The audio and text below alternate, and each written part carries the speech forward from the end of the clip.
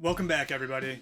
So I want to make this video quick of just about tips I have if you're building a tiny house, as well as mistakes that I made in the design and build process on this tiny house. After living in it for 2 years, I have a pretty good idea of what works and doesn't work, and so I want to share with you a couple of things that I don't think worked so well, and hopefully save you from going through the same experience. So if everyone would let me know in the comments what you want to see more of around the tiny house living, tiny house building, tiny house designing, how to find reclaimed materials, because this build was a good chunk, probably half the materials in this build were reclaimed or salvaged. Maybe you don't want to see any more tiny house content. If that's the case, let me know in the comments, in which case I will delete your comment, and then I'll go right back to living in my own reality bubble that I create in my head. Just a few tips for you. Number one, find a door that swings out. People have mentioned this before, but not a lot of people talk about it, and I even see tiny houses where the door swings in. This is 180 square feet. If 6-7 of those square feet aren't usable, that's significant. You want a door that swings out. And the second part of that door is don't get a small door that you can't fit appliances through, or that you can't fit what you need to get in and out of the tiny house or materials.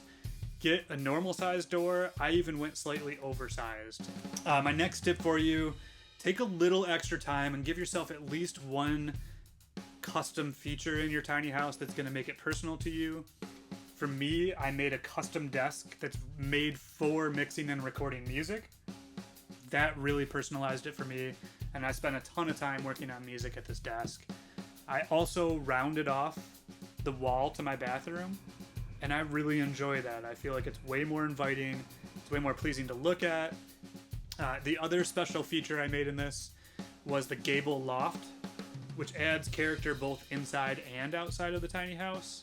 So I recommend, you don't need to do all of those, and the gable ceiling is actually pretty challenging to build and to roof if you're using metal roofing like I did.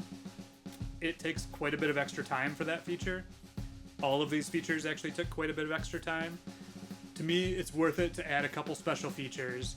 You're in an incredibly small space. You don't want it to be just a box. Alright, now for the mistakes, the part of the video that I think everyone could learn from if you're designing a tiny house.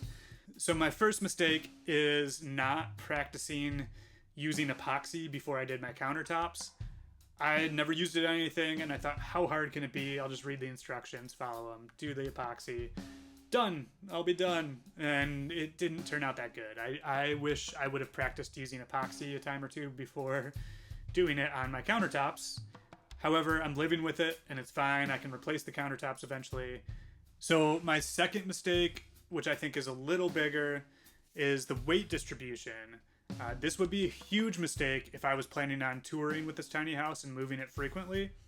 The weight distribution of how I designed it is back heavy, which I had some experience towing trailers, but I was not the one who would load them. And so I didn't really understand that when you load a trailer, where you put the weight is important. There's always a solution. For me, my solution is I have to pack all of my stuff up and move it to the front of the tiny house to weigh down the tongue of the trailer so that I get a better load down the road. If you were touring in a tiny house, you absolutely want to think about how the weight sits on the trailer and try and get it as close as possible to what, a little bit tongue heavy if you can. And so that when you're towing down the road, you don't have to do too much adjusting to get a good balance. The final mistake, and this one I think is my biggest mistake. So I didn't think ahead far enough on where the mini split head unit was going to be located. And I just sort of put it on the half wall that blocks my loft from the rest of the tiny house. And it works good there. It works great for the lower half of the tiny house. But on a really hot summer night, I can't get AC up into the loft without a secondary fan blowing the cold air up into the loft. So I would recommend putting the mini split system actually on the front of the tiny house, which for me, I had already painted myself into a corner by not having space to put a headed unit for a mini split. But if I was able to put the mini split right above my desk and have it blow this way, I think I would be able to move the air up you can move the fan blades on the mini split to point up, and I would have been able to shoot AC up into the loft. For now, I'm just living with it like it is, and I have to have a fan running in the loft on hot summer nights. When it's cold outside, it's not an issue at all. The loft is plenty warm in the cold.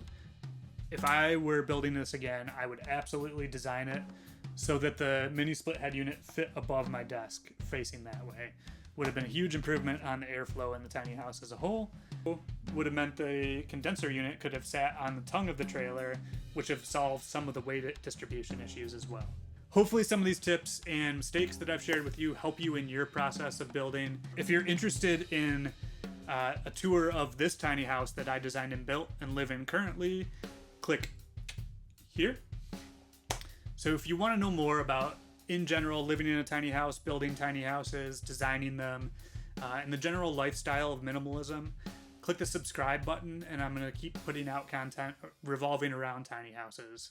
So thank you so much for watching, and I will catch you next time. Peace. Blah, blah, blah.